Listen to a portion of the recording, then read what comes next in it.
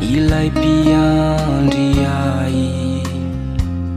mihotra noho ny tsintsinao izy eny rambifizantoetra ampatsiahiviko azy fa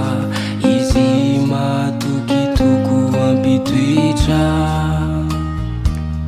tsy mampiodina ny tavany fa mijery ny tontolo eny tsy miovy izy hatramin'izao ka mino azy aminy fonao Jesosy te hamonjy anao fa ekeo aminy vavanao ry mpanotao mahitanao Jesosy tsy miafina aminy ny fiainanao ialao ireo tanao miavana aminy ianao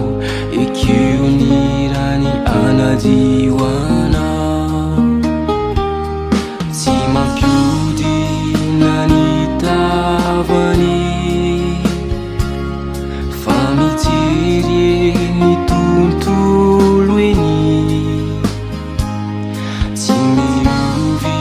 izy hatramin'izao ka mino azy aminy fonao Jesosy te hamonjy anao fa ekeo aminy vavanao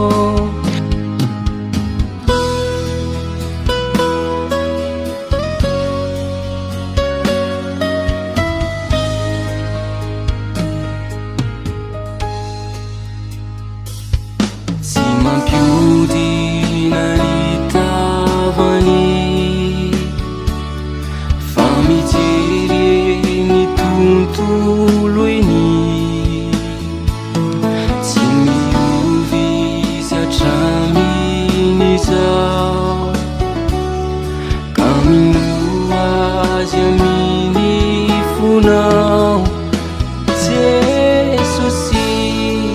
te hamonjy anao fa ekeo aminy vavanao Jesosy